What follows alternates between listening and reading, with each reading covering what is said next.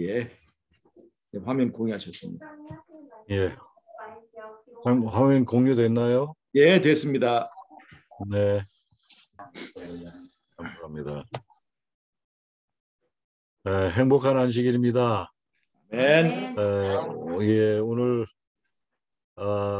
우리 영상을 통해서 만나게 된 우리 양평 우리 산소유 교회 여러분들께 하나님께서 주시는 놀라운 축복이 함께 하시기를 주의 이름으로 축원합니다. 네. 예, 예, 오늘 이 장미의 이제 계절이 왔는데 여러분들의 우리 삶을 하나님께서 축복하시고 하나님께서 여러분들을 사랑하시는 이 사랑의 마음이 여러분들에게 많이 좀 전달되었으면 좋겠습니다. 자, 제가 이 성경을 연구하기 전에 늘 제가 강조하는 게 있었습니다. 저는 이 구약을 신약과 대비해서 연구하기를 즐겨하고 또 이 구약 성경 연구하는 것을 정말 즐거워하는데요. 구약 성경은 어려운 게 아니고 우리가 방법만 알고 바르게만 우리가 연구한다면 구약 성경이야말로 너무나 훌륭한 우리 성경 연구 교재가 아닐 수 없고 성경을 연구할수록 하나님께서 너무나 깊고 오묘하게 말씀들을 기록해 놓으셨구나라고 하는 것에 공감할 수가 있을 것입니다. 자, 오늘 제가 항상 성경을 술술 풀리게 하는 두 가지 열쇠를 강조하는데요. 요한복음 5장 39절에 너희가 성경에서 영생을 얻는 줄 생각하고 성경의 모든 포커스는 영생에 맞춰져 있다라고 하는 것이에요.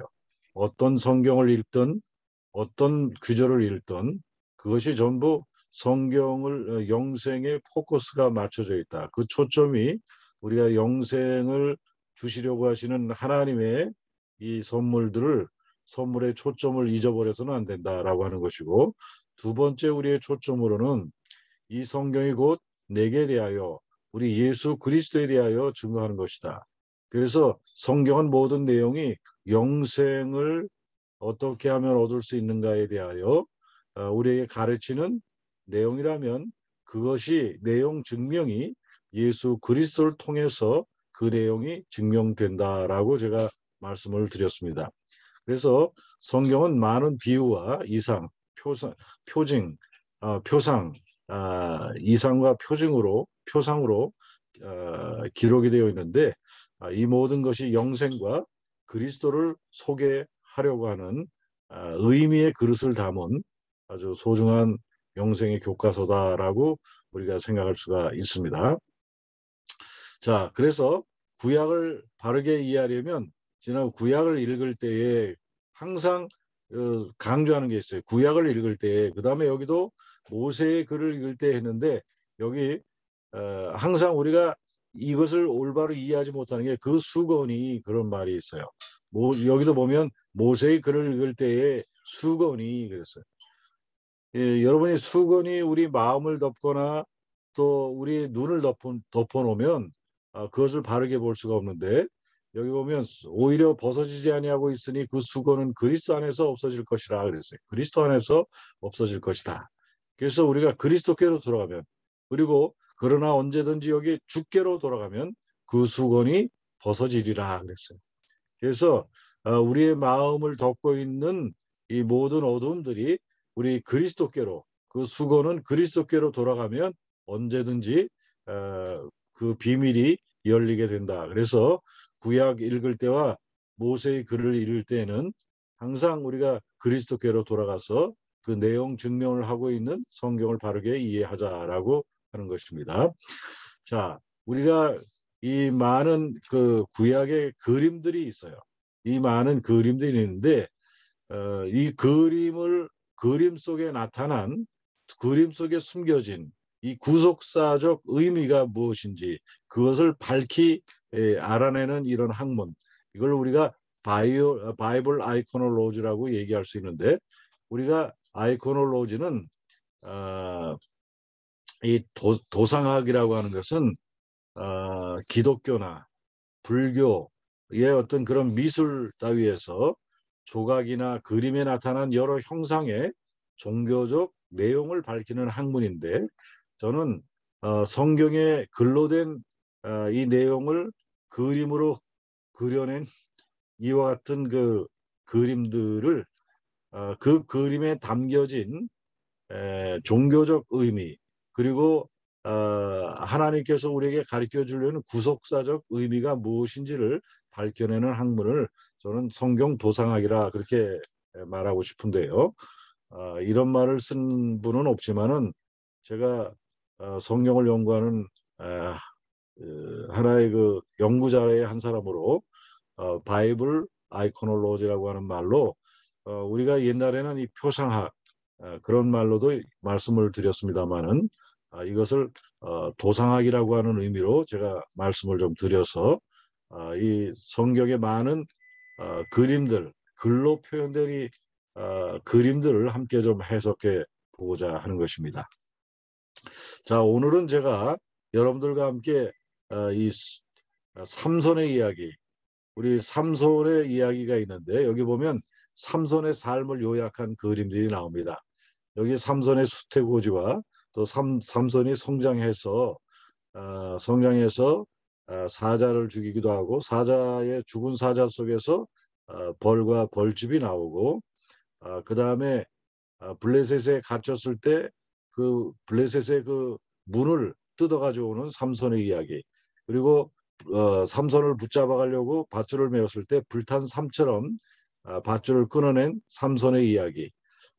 또 우리 나중에는 한 여인에게 사랑에 빠져서 그가 결국 머리를 잘리고, 그의 비밀인 머리를 잘리고 그가 사로잡혀가서 그가 디딜방아를 돌리면서 눈을 멀게 되고, 나중에는 그가 한 기둥에 묶인 채로 잔치에 불려나가서 그가 나중에는 그 벽을 밀어내서 그 죽음과 함께 그곳에 잔치에 참여한 모든 블레셋의 왕과 그 신하들과 함께 장렬한 최후를 맞은 우리 삼손의 삶의 이야기를 통해서 이 구속사적 이 의미를 다시 한번 좀 살펴보고 좀 이해해 보고자 하는 것입니다.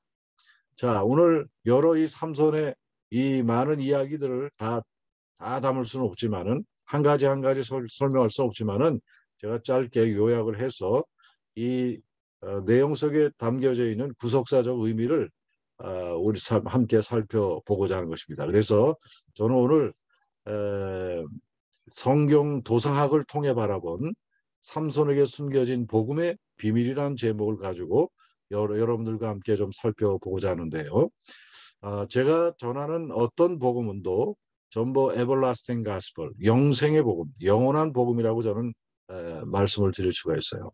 성경의 어떤 책의 내용을 우리가 공부한다 할지라도 그 속에서 우리는 영원한 복음, 영생의 복음을 발견할 수가 있어요. 삼손의 이야기를 통해서도 우리는 영생의 복음을 우리가 발견할 수가 있는데요. 저와 함께 이 삼손의 연구를 함께 좀 살펴보도록 하겠습니다. 자, 제가 아까도 시작 전에 말씀을 드렸습니다마는 가려법은 기별 2권 104페이지에는 우리가 어떻게 성경을 바라보아야 할지를 가르쳐주는 매우 중요한 메시지가 있습니다. 구약 성경은 표상과 상징으로 주신 복음이다. 신약 성경은 그 실체라고 우리에게 말씀하고 있는데요. 그래서 삼손의 이야기도 표상과 상징으로 주신 복음을 알 수가 있고요. 신약 성경은 그 실체가 된다는 사실을 우리가 삼손의 연구를 통해서 발견할 수가 있습니다. 자, 그러면 우리 삼손의 이야기에 여행을 함께 좀 떠나보면서 삼손하면 떠오르는 이미지가 무엇일까요? 여러분, 우리 삼손하면 떠오르는 이미지가 있죠. 우리 많은 경우에 목사님들이 삼손의 설교를 하면서 우리가 믿지 않는 자와 결혼할 때에 일어나는 그 폐해라든지 이런 것들로 삼손의 설교를 많이 사용해서 우리가 결혼할 때 믿지 않는 자와 같이 몽해를 하지 말 것, 그런 것을 가리킬 때 이 도덕적인 설교로 삼손의 이야기를 많이 사용하고 있습니다. 이 삼손하면 떠오르는 이미지가 우리 성적인 타락, 또 잘못된 결혼, 도덕적인 어떤 해이, 그다음 그의 현저한 약점, 또 삼손을 생각할 때 이런 부정적인 생각이나 하나님의 심판에 대한 이런 이야기로 어떤 도덕적인 그런 포커스에 맞춰서 설교하기가 쉬운 것입니다. 그런데 우리가 결혼의 윤리적, 도덕적,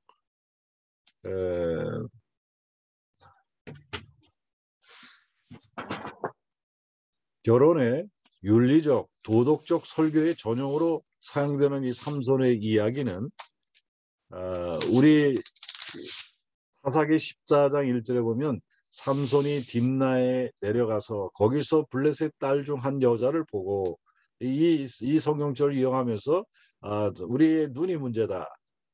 삼손이 딥나에 내려가서 그 여자를 보고 타락하게 된, 그러면서 우리가 보는 걸 잘 봐야 된다. 뭐 이런 식으로 도덕적인 설교를 우리가 가르칠 수가 있고, 삼손, 그래서 이방 여자와의 치명적인 위험한 결혼에 대해서 이렇게 도덕적인 설교를 강조할 수 있어요. 그리고 결국 하나님의 힘은 삼손의 연약함을 완전하게 했다. 뭐 이런 식으로 하는 이런 도덕적, 윤리적 설교의 전형으로 삼손이 사용되고 있는 모습을 보게 됩니다. 그러나 오늘 구속사적인 관점으로 표상과 상징으로 준 이 삼손의 이야기는 구속사적인 관점으로 그리스도의 이야기를 어떻게 담고 있는지를 우리가 한번 좀 깊이 살펴봐야 할 것입니다.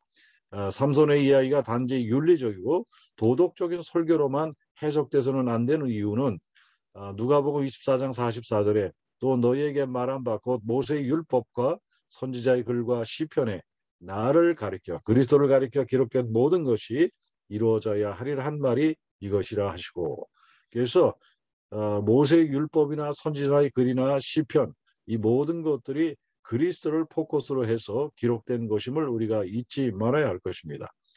자, 그래서 구속사적인 관점으로 바라봐야 할 삼손의 이야기, 이것을 우리가 어떻게 이해하고 깨달아야 할지를 한번 좀 상기해 보면, 다시 여러분에게 구약 성경은 표상과 상징으로 주신 복음이라는 이 사실을 잊지 마시고, 신약 성경이 실제로 어떻게 이루어졌는지 삼손의 이야기를 구속사적인 관점으로 우리가 이해하고 해석해야 된다는 사실을 우리가 살펴볼 수가 있습니다. 그래서 삼손은 정확하게 그리스도의 표상임을 알 수가 있어요. 여러분, 우리가 삼손이 어떻게 그리스도의 표상이 될 수 있는가? 이것은 무례한 이야기가 아닌가라고 우리가 생각할 수 있습니다만은, 그러나 여러분, 표상과 상징으로 주신 이 복음에 감추어진, 그래서 제가 삼손과 그리스도의 이 이야기 속에는 이 표상과 상징 속에 숨겨진 복음의 비밀을 밝혀내는 것이 우리의 과제이고 또 우리 성경을 연구하는 사람들의 몫인 것입니다. 자, 우리 삼손은 우리 주 예수 그리스도의 전형적인 표상이라는 것을 제가 오늘 여러분에게 강조를 드렸는데요.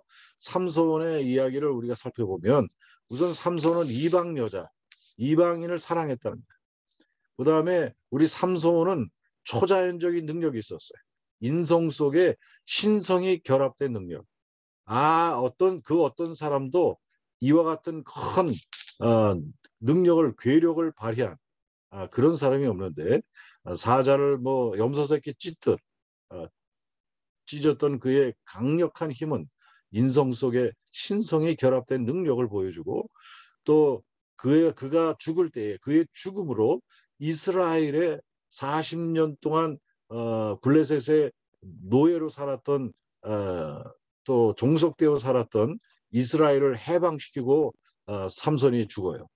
그의 죽음을 통해서 죽음 후에 그가 살아서 죽인 자보다 더 많은 원수들을 죽임으로 죽음 후에 더 큰 일을 행한 삼손의 이야기를 볼 수가 있습니다.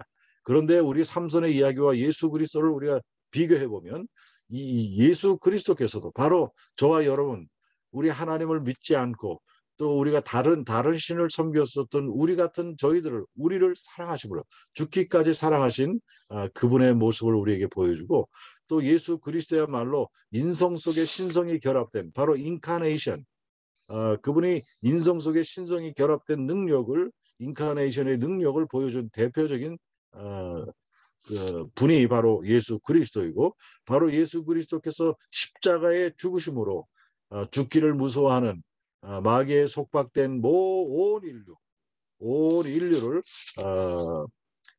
구원하신 그리스도의 해방자. 삼손은 이스라엘의 해방자라고 한다면, 바로 그리스도는 온 인류의 죄로부터 매여 있는 온 인류를 구속하신, 해방시키신 우리 그리스도의 이야기를 표상하고 있다는 사실을 알 수가 있습니다. 조금 더 구체적으로 우리 예수님과 삼손의 이야기를 좀 비교해서 우리가 살펴본다. 예언된 출생을 통해서 우리가 좀 살펴본다면요.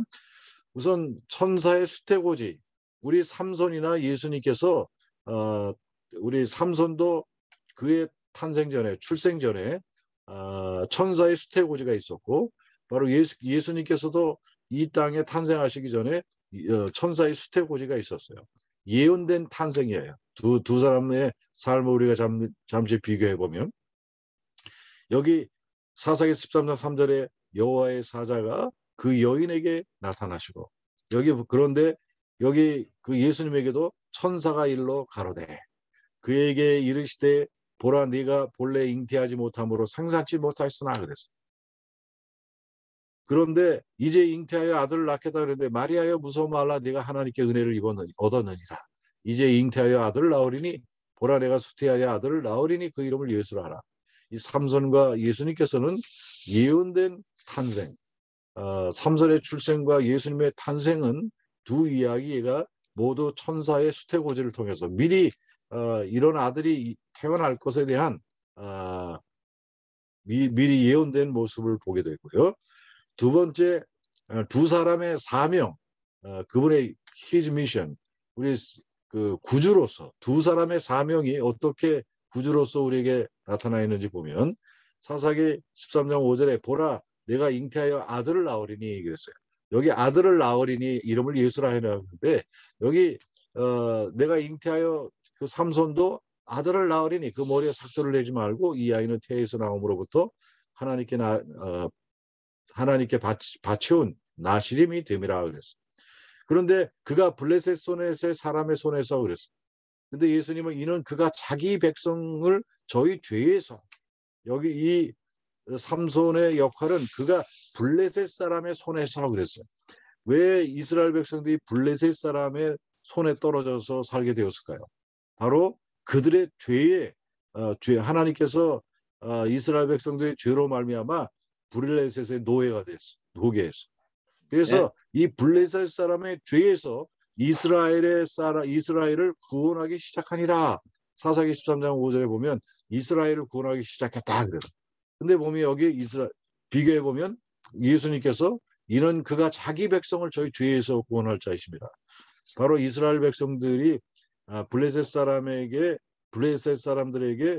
종이 되어서 그들이 노예가 되어서 종살이를 하고 있었던 그들을, 이스라엘을 구원한 이 삼손이 구원했었던 모습을 본 것처럼 두 사람의 사명이 이렇게 구주로서, 삼손은 이스라엘을 구원한 구주로서, 바로 그리스도는 온 인류를 구원하신 구주로서 비교가 되고 있다는 것입니다. 그래서 삼손은 이스라엘의 구원자요, 예수 그리스도는 온 인류의 구원자임을 표상적으로 나타내주고 있다는 것을 볼 수가 있습니다. 자, 우리 세 번째는 삼손과 그리스도의 능력을 비교해 보면, 여기 보면 삼손이 사사기 14장 6절에 보면 삼손이 여호와의 신에 크게 감동이 되었다. 삼손이 이 성령의 큰 게 여호와의 신에게 크게 감동이 되었는 것. 손에 아무것도 없어도 그 사자를 염소 새끼처럼 찢은 것 같이 찢었다. 여기 보면 하나님이 나사렛 예수에게 성령과 능력을 기름 붓듯 하셨으며 저가 두루다니며 착한 일을 해가지고. 자, 여기 이 두 기별 속에서 보면 예수님께서나 삼손에게 성령의 능력이 하나님의 신이 크게 감동하여 이 모든 능력이 하나님께로부터 온 것임을 보여주었습니다. 여기 손에 아무것도 없이 사자를 염소 새끼를 찢은 것 같이 찢었다. 손에 아무것도 들지 않았지만은 이것을 이긴 것을 보면 여기 마귀에게 눌린 자를 고치셨다. 이는 하나님이 함께 하셨습니다. 그렇게 했는데 여기 보면 베드로전서 5장 8절에 보면 근신하라 깨어라 너희 대적 마귀가 우는 사자같이 두루다니며 삼킬 자를 찾나니 너희는 믿음을 굳게 하여 저를 대적하라. 그래서 사자같이 두루다니는 삼킬 자를 찾아다니는 이런 자들을 하나님께서 바로 손에 아무것도 없어도 그 사자를 염소 새끼를 찢은 것처럼 우리를 대적하는 사자를 우리가 대적만 한다면 우리가 능히 우리 사자를 물리친 것 같이 마귀를 물리칠 수 있는 능력을 우리 그리스도의 능력처럼 우리가 받을 수 있음을 보여주기도 하는 것입니다. 자, 또 하나 우리 사자를 염소 새끼 같이 찢은 후에 나타난 며칠 후에 사자 새끼의 죽음을 바라봤을 때 그 죽음 속에서 사사기 14장 8절에 보면 얼마 후에 삼손이 그 여자를 취하려고 다시 가더니 돌이켜 그 사자의 죽음을 본즉 사자의 몸에 벌떼와 꿀이 있는지라 그랬습니다. 여러분, 왜 사자의 몸에 벌떼와 꿀이 생겨난 것일까? 이것이 구속사적으로 얼마나 중요한 의미를 가지고 있는지 우리는 별로 깊이 생각해보지 않고 생각해 보았는지도 모릅니다. 그러나 저는 이것이 구속사적인 어떤 의미가 있을까를 깊이 생각해 돌아보다가 제가 한 책을 통해서 발견한 놀라운 진리가 이 속에 있음을 보게 되었는데요. 이 벌집의 꿀이 왜 사자의 몸에서 생겨났을까라고 하는 것을 우리가 좀 생각해 보시면 이 사자는 우리가 표상적으로도 우리 그리스도를 표상하고 또 그리스도의 우리가 그 라이온 지파, 유다의 지파도 이 사자의 지파로 유다의 모습으로 이렇게 나타나는데 이 사자 속에서 왜 벌과 벌집의 꿀이 사자의 몸에서 생겨났을까를 우리가 좀 살펴보면 그리스도께서 죽으셨다가 부활하신 후에 생겨난 교회를 표상하기도 하는데요. 이것을 과연 그리스도께서 죽으셨다가 부활하신 후에 생겨난 교회를 표상하는 것으로 이렇게 하는 것으로 이것을 생각해도 좋은지를 우리 살펴볼 그런 이야기를 훗날 제가 발견하게 되는데요. 제가 한 책을 읽으면서 여기 보면 사도행전 20장 28절에 너희는 자기를 위하여 또는 양떼를 위하여 상가라. 성령이 저들 가운데 너희로 감족자를 삼고 하나님이 자기 피로 사신 교회를 치게 하셨느니라. 하나님이 자기 피로 사신 교회, 예수님께서 십자가에 돌아가신 후에 바로 자기 피로 사신 교회, 이 교회가 예수님의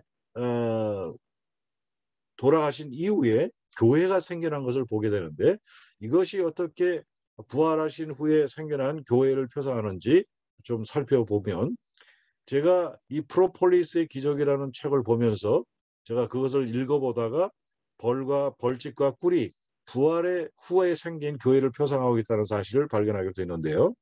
제가 이렇게 가르치면서도 마음에 이 말씀이 정말 교회의 표상일까를 고민하고 있었는데 제 마음의 의문을 풀어준 대답이 담긴 책이 프로폴리스의 기적이라는 책인데요.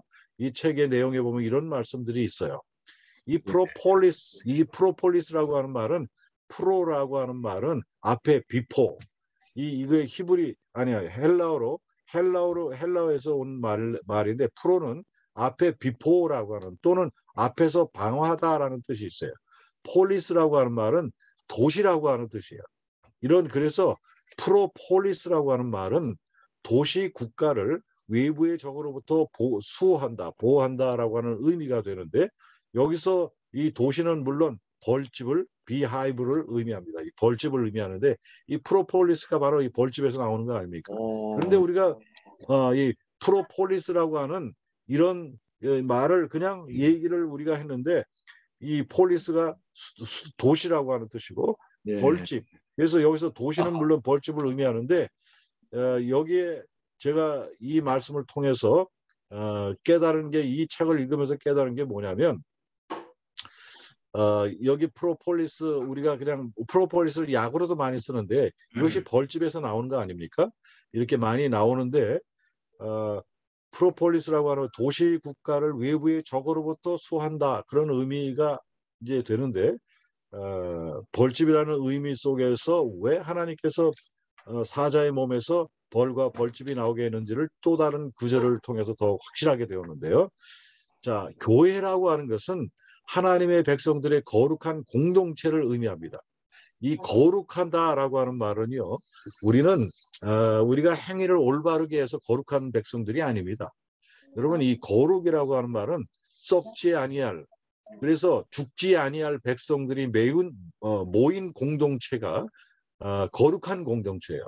여러분, 죽을 것들은 썩을 것들은 거룩하다 얘기하지 않아요.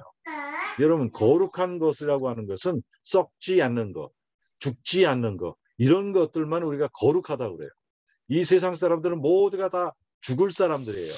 그런데 썩지 아니할, 그래서 저와 여러분들은 예수 그리스도를 믿음으로 말미암아 영생을 얻은 사람들이기 때문에 우리는 영생을 얻은 사람들은 하나님의 백성들의 거룩한 공동체예요. 죽지 아니할 거룩한 공동체, 하나님의 백성들의 거룩한 공동체가 바로 교회예요. 교회는 죽지 아니할 사람들이 모인 공동체라는 것이에요. 자, 이게 무슨 뜻이냐면 또 제가 이제 여기 이 책에 이런 내용이 있어요. 우연히 벌통으로 들어가 벌떼에게 쏘여 죽은 다람쥐가 2년간이나 썩지도 않고 그 모습 그대로 있는 것이 발견되었습니다. 무엇 때문일까요? 다람쥐가 죽었는데 2년 동안 썩지도 않고 마치 살아있는 것처럼 그 모습 그대로 남아있었던 비밀은 무엇일까요? 학자들이 밝혀낸 다람쥐가 썩지 아니한 비밀은 바로 벌들이 가진 특이한 물질, 바로 프로폴리스라는 것 때문이었습니다. 그랬어요. 여기 그런 예. 그래서 썩지 않은 이 다람쥐가 벌통에 들어가서 썩지 않은 그런 2년 동안 썩지 않고 있었던 모습은 썩지 않은 비밀이 바로 프로폴리스라고 하는 것 때문인데 이 프로폴리스로 밀봉된 벌집은 각종 병원균이나 박테리아, 바이러스 등으로부터 오염되지 않는 것은 물론 오랜 병충해와 방사능으로부터 안전하게 보호가 된다 그랬습니다. 썩지 않는 비밀, 바로 프로폴리스. 이 벌집이 썩지 않는 비밀이 있어요. 그 썩지 않는, 그래서 벌과 벌집은 썩지 않을 하나님의 나라 그리스도의 공동체, 교회의 상징으로 매우 적당하다는 것을 제가 이 말씀을 읽어서 그렇구나 라고 하는 것을 제가 깨닫게 된 것입니다. 아멘. 자, 그래서 고린도전서 15장 53절이 뭐냐면 이 썩을 것이 불갑을 썩지 아니할 것을 입겠고 이 죽을 것이 죽지 아니함을 입으리로다. 그래서 우리가 가르치는 이 메시지는 뭐예요? 썩을 것. 우리는 다 썩을 것이에요. 그러나 불갑을 썩지 아니할 것, 죽을 것이 죽지 아니함을 입으리로다. 저와 여러분들은 영원히 썩지 아니할 영원한 거룩한 공동체예요. 교회는 썩지 아니할 사람들이 모인 거룩한 공동체인 것을 잊지 마시게 되기를 바랍니다. 아멘. 네, 아멘. 그래서 이 썩을 것이 썩지 아니함을 입고 이 죽을 것이 죽지 아니함을 입을 때는 사망이 이 이김에 삼킨 바 되리라고 기록된 말씀이 응하리라. 그래서 사자가 죽은 후에 하나님께서 왜 거기에 벌집이 생기고 그 속에 벌이 생겨서 그 속에 꿀이 생기게 했는지 하나님께서 아멘. 우리 놀라운 이런 표상적 의미가 감춰져 있다. 그런데 우리는 도덕적인 설교로는 이 말씀의 의미를 도무지 이해할 수가 없지만 표상적인 의미로 하나님께서 이 말씀의 의미를 우리에게 볼 수가 있어요. 그래서 벌과 벌집은 썩지 아니할 하나님의 나라, 그리스도 교회의 상징으로 매우 적당한 상징이 아닌가 싶은 거예요. 아멘. 그래서 여러분, 이 교회는 비록 소수가 적을지라도 저와 여러분들은 거룩한 공동체, 썩지 아니할 사람들이 모인 거룩한 공동체인 것을 항상 잊지 마시게 되기를 간절히 바랍니다. 아멘. 아멘. 자, 그래서 오직 너희는 택하신 족속이요 왕 같은 제사장들이요 거룩한 나라요. 저와 여러분들은 뭐예요? 프로폴리스라고 하는 말이 뭐예요? 도시국가란 말이야. 도시국가를 외부의 적으로부터 수호한다. 그래서 하나님께서 우리의 이 공동체를 거룩한 나라요. 그의 소유된 백성이니 너희를 어두운 데서 불러내어 그의 기이하신 빛에 들어가게 하신 자의 아름다운 덕을 선전하게 하려 하십니다. 너무나 확실하지 않습니까? 여러분. 아멘. 그래서 여러분과 나는 하나님의 백성들의 거룩한 공동체. 바로 하나님께서 여러분 벌은 매우 중요한 여러분 여왕벌을 중심으로 한 뭐예요? 아주 특별한 공동체인 것을 우리가 알 수 있지 않습니까? 아멘. 여왕벌. 그래서 이런 특별한 공동체를 표상한 그 모습을 우리에게 보여주고 있고, 그래서 이처럼 프로폴리스는 벌꿀과 밀랍의 도신 벌집을 지구상에서 가장 안전하고 깨끗한 공간으로 만들어주고 있다. 여러분, 그래서 세상에 많은 것들이 들어와서 썩지만은 이 밀랍의 공간, 벌꿀과 밀랍의 도시인 벌집을 지구상에서 가장 안전하고 깨끗한 공간으로 하나님께서 만드신 그 이유를 우리가 알 수가 있죠. 그래서 실제로 여기 보면 벌통 하나에만 무려 10만 마리 이상의 벌들이 함께 생활함에도 불구하고 박테리아를 찾아볼 수가 없는 것. 요새 벌집은 썩지 아니할 그리고 세상의 부패로부터 정결함을 지켜줄 그리스도 교회의 상징인데 요새 이 벌들이 많이 죽어가요. 왜냐하면 세상 환경이 너무 악해져서 세상에 많은 농약들도 뿌리고 세상이 너무 오염됐어요. 그 오염된 것이 자연스럽게 이 벌집들이 무너지고 있어요. 여러분 교회가 무너지면, 여러분 벌들이 무너지면 이 세상에 많은 생물들이 살 수가 없어요. 이 벌들이 이 세상에 벌들이 매개체가 돼서 모든 식물들을 살리게 하잖아요. 여러분 그리스도인들이 타락해버리고 그리스도인들이 이 세상을 지키는 매개체가 생명을 일으켜주는 매개체가 된 벌들은 그렇잖아요. 벌들이 생명에 꼽히게 하는 매개체로 벌들이 일하잖아요. 여러분 우리가 이 세상의 벌들처럼 그리스도의 생명으로 다시 살도록 우리가 사람을 살리는 일을 해야 되는 거예요. 여러분과 내가 벌들의 역할을 해서 일해야 된다는 사실을 기억하시기 바랍니다. 아멘. 이 벌들이 아멘. 벌들이 생명을 수정시키는 일들을 하잖아요. 근데 벌들이 죽으면 생명을 수정시키는 일을 못 해요. 그리스도의 생명으로 우리를 수정시키는 일을 누가 합니까? 저와 여러분들이 해야 하는 것이에요. 바로 그리스도의 생명으로 우리가 수정시키는 그 일들을 우리가 해야 된다는 사실을 기억해 두시고, 그래서 여기 교회는 이 세상의 부패를 막아줄 마지막 공간이에요. 그래서 우리가 이 좌파가 있는 그런 나라에서 이 교회를 핍박하고 교회를 예배를 드리지 못하게 하고 이런 것들은 우리가 이 교회가 무너진 우리 그 영국이나 유럽이나 이것들 보면 교회가 세상을 지켜주지 못해요. 그러니까 거기에 동성애가 창궐하고 그 교회가 술집이 되고 이 세상의 부패를 막아줄 수가 없는 것이에요. 그래서 너희는 세상의 소금이 만일 그 맛을 잃으면 무엇으로 짜게 하리요? 후에는 아무 쓸데없어 다만 밖에 버리오 사람에게 밟힐 뿐이니라. 너희는 세상의 빛이라 산 위에 있는 동네가 숨기지 못할 것이요 사람이 등불에 켜서 말 아래 두지 아니하고 등경 위에 두나니 이러므로 집안 모든 사람에게 비치느니라. 여러분 세상의 모든 공동체들, 세상으로부터 들어오는 여러 물밀듯 들어오는 죄악의 그런 곳으로부터 우리 이 벌집처럼 우리를 깨끗하게 이 교회를 지켜야 할 책임이 바로 저와 여러분에게 있다는 사실을 기억하시게 되기를 간절히 바랍니다. 아멘. 마지막으로 하나 삼손과 그리스도의 사랑을 한번 좀 살펴보시면 고린도전서 6장 16절에 보면 창기와 합하는 자는 저와 한 몸인 줄을 알지 못하느냐 일렀을 때 둘이 한 육체가 된다 하셨으니 주와 합하는 자는 한 영이니라. 여러분 우리 삼손이 바로 들릴라 거기에 이 기생과 같은 창기와 같은 그런 이방 여자와 이방 여자를 사랑해서 합한 것, 이것이 창기와 합하면 저와 한 몸이 되는 거예요. 그런데 여기 보면 주와 합하는 자는 한 영이니라 그랬어요. 우리가 주님과 합하느냐 창기와 합하느냐 이 문제를 여기 이렇게 말씀하셨는데, 여러분 블레셋 여자를 사랑한 삼손 보면 그가 삼손이 내려가서 그 여자 블레셋 사람의 딸과 말하며 그를 기뻐하였더라 그랬어요. 기뻐하였더라 그랬는데, 여기 우리를 사랑하신 그리스도, 사랑하는 자들아 하나님이 이같이 우리를 사랑하셨은즉, 하나님이 이같이 우리를 사랑하시, 이같이라고 하는 것은 하나님께서 블레셋 여자를 보고 그를 기뻐하였던 것 이상으로 저와 여러분들 기뻐하신 그리스도의 사랑을 말해주고 있어요. 우리가 그리스도와 합하게 되면 우리는 그리스도와 한 영이 되는 거예요. 근데 왜 여기 여러분 창기와 합하는 자, 이 들릴라 이방 여자, 저와 여러분들은 다른 신을 섬기고 있었던 사람이었어요. 저는 불교인이었습니다. 저는 하나님을 믿지 않는 불교인이었다가 다시 저는 창기와 같이 이런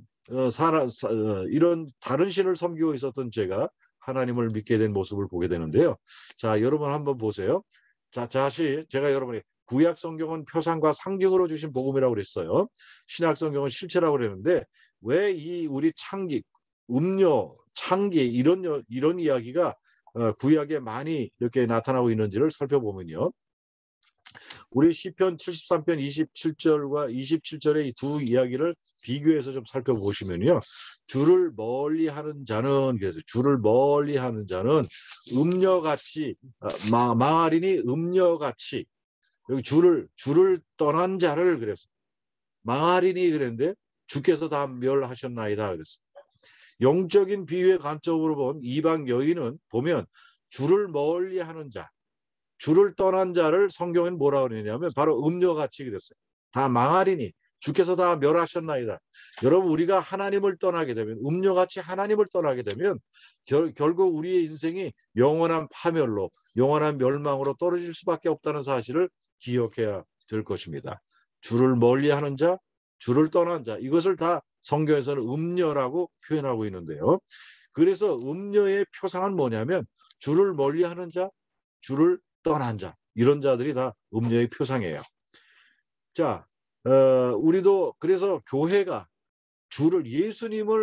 예수님을 멀리하고 우리 그리스도를 멀리 떠난 자들을 다 음녀라고 말하고 있는데, 성경에 보면 이사야 54장 5절에 보면 이는 너를 지으시는 자는 뭐라고 그랬어요? 네 남편이시라. 네? 그 이름은 만군의 여호와시며 네 구속자는 이스라엘의 거룩한 자시라. 여기 이는 너를 지으신 자는 내 남편이시라. 성경에 우리를 남편이라고 말하고 있어요. 또 하나 보면 예레미야 3장 14절에 나 여호와가 말하노라 배역한 자식들아 돌아오라 나는 너희 남편이니라. 여기 성경에 보면 배역한 자식들이라고 얘기하고 나는 너희 남편임이라 그랬어요. 성경에 우리가 하나님을 버리고 떠난 사람들, 우상숭배에 떠난 이런 사람들, 이걸 배역한 자식들이라고 얘기하고 여기 보면 나는 너희 남편임이라 그렇게 성경의 이야기를 자수표상적으로 이게 나타내고 있는 것입니다. 자, 우리 여기 삼손은 소래골짜기에 들리라는 이름을 여인을 사랑했다 그랬는데, 우리 보면 열처녀의 비유 가운데 보면 신랑이로다 맞으러 나오라 하며, 그럼 우리 열처녀의 비유가 바로 저와 여러분도 이 열처녀의 비유예요. 5처녀는 졸고 있었고 5처녀는 깨어있는 이 처녀들, 예수 그리스도가 우리의 기다려야 할 신랑, 우리가 결혼해야 될 우리 신랑을 우리가 볼 수가 있는데요.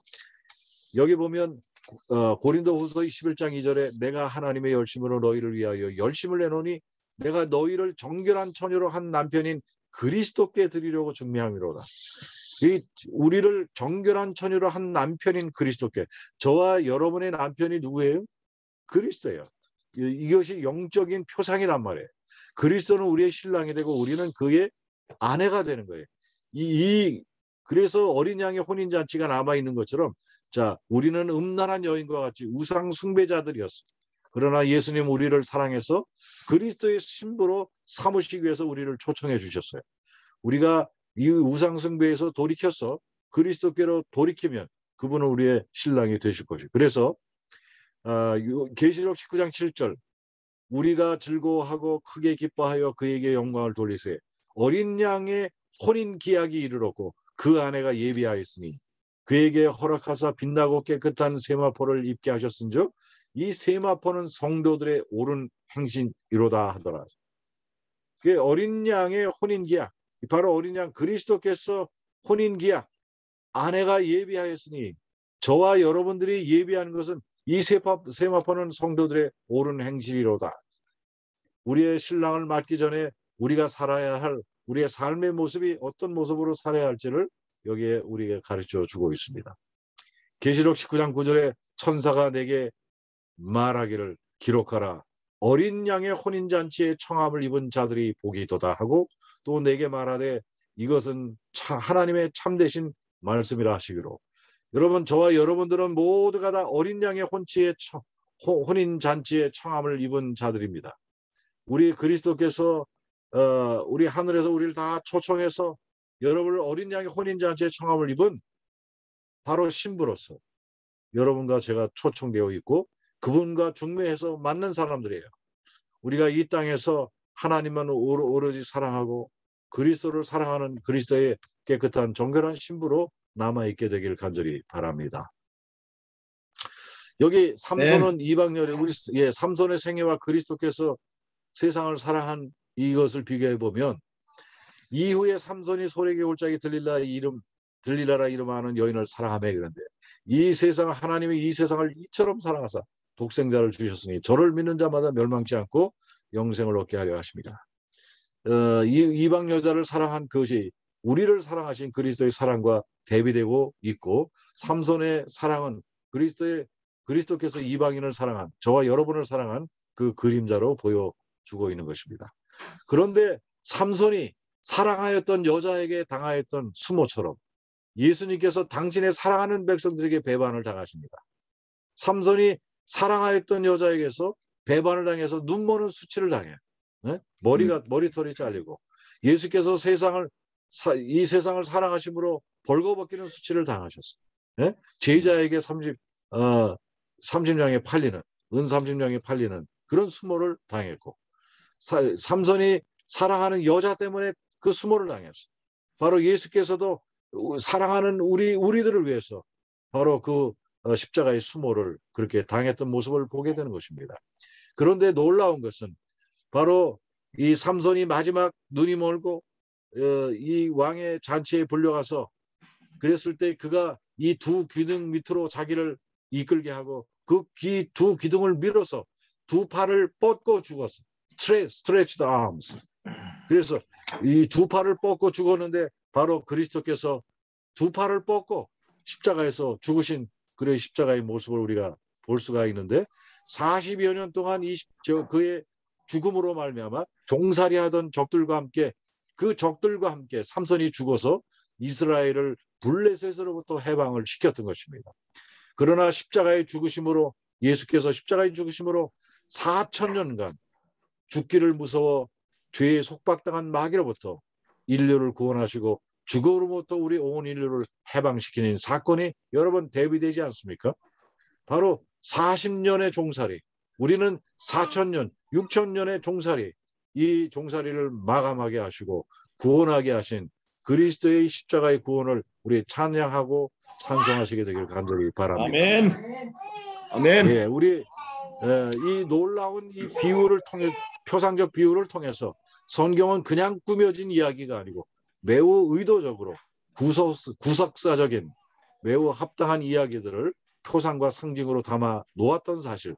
그래서 삼손을 생각할 때마다 우리는 삼손이 어떻게 그리스도를 표상할 수 있겠는가 했지만 이 삼손이 바로 그리스도를 표상한 바로 이스라엘의 구주요. 바로 그리스도는 바로 온 인류의 구주이심을 이렇게 대비적으로 보여주고 있는 모습을 볼 수가 있습니다. 그래서 삼손은 분명한 그리스도의 표상인 것을 우리가 알 수가 있는 것이 삼손이 블레셋에 묶였을 때 블레셋에 그 문짝을 띄워왔어요. 여러분 사망의 문을 띄워서 열어버리신 그리스도를 표상하고 있지 않습니까? 아멘. 그를 붙잡아서 사망의 족쇄를 채워버린 그 밧줄을 불탄 삼처럼 끊어버린 우리 삼손의 이야기는 바로 어떻게 해요? 나사로가 베옷에 쌓여서 죽어 있었던 그를 끊어서 이 죽음으로부터 살리신 그런 아름다운 표상들, 이 사망의 문을 피하시고, 그래서 이제는 우리 구주 그리스도 예수의 나타나심으로 말미암아 나타났으니 저는 사망을 피하시고 복음으로서 생명과 썩지 아니할 것을 드러내신 그리스도의 표상으로 너무 합당하지 않습니까, 여러분? 그래서 사망의 문, 그리고 이 죽음을 불탄 삼처럼 끊어버리신 그리스도의 표상적 이야기가 바로 삼손의 이야기인 것을, 우리가 삼손의 구속사적인 이야기인 것을 우리가 알 수가 있는 것입니다. 그래서 오늘 제가 제목으로 영원한 성경 도상학을 통해 바라본 삼손에게 숨겨진 복음의 비밀. 여러분, 오늘 삼손에게 숨겨진 복음의 비밀을 발견하셨습니까? 이해하셨습니까?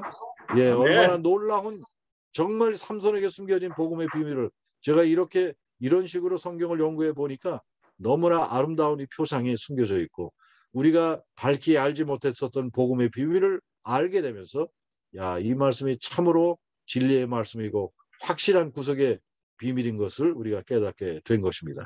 그래서 다시금 이것만 이야기 드리고 말씀입니다. 삼손, 우리 예수 그리스도 인성과 신성이 합해진 우리 성육신의 모습을 보여주고 있는데, 히브리서 보면 2장 14절에 자녀들은 혈육에 함께 속하였으며 그도 또한 한 모양으로 혈육에 함께 속하심은 사망으로 말미암아 사망의 세력을 잡은 자 곧 마귀를 없이 하시며 또 죽기를 무서워함으로 일생에 매여 종로로 타는 모든 자들을 놓아주려 함이니, 여러분, 블레셋에 40년 동안 종로로 타던 이스라엘을 해방시켜준 삼손의 이야기, 그의 인성과 신성이 결합된, 그래서 마귀에게 종로로 타는, 그래서 이 블레셋의 종로로 타는 이스라엘을 해방시켜준 것처럼 우리 마귀를 없이 하고 그의 밑에서 종로로 타는 우리들을 놓아주신 그리스도의 아름다운 이야기, 삼손은 바로 그리스도의 표상적 이야기임을 우리가 분명하게 깨닫고 알게 되는 것입니다.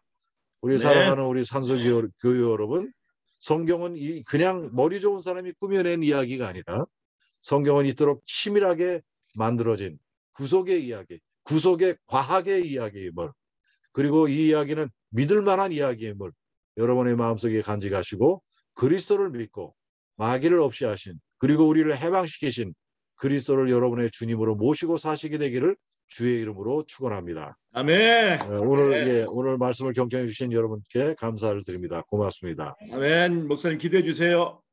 예, 기도하겠습니다.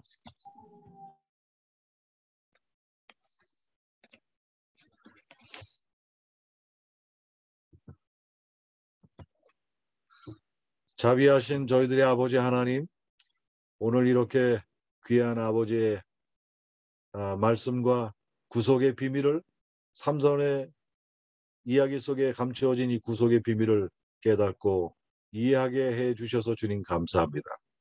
우리는 많은 경우에 그저 도덕적인 설교로 삼손을 설교해 왔습니다만, 그러나 이 삼손 속에 감추어진 이 복음의 놀라운 비밀을 발견하게 하시고 40여 년 동안 이스라엘에게 블레셋에게 종로로 됐던 이스라엘을 구원해 주신 구주 삼손처럼 온 인류의 마귀의 종이 되어 죽기를 두려워했던 온 인류를 십자가에서 그 사망의 족쇄를 푸시고 우리를 구원해 주신 그리스도의 아름다운 구속을 통하여 구원해 주신 하나님의 은혜를 감사드립니다.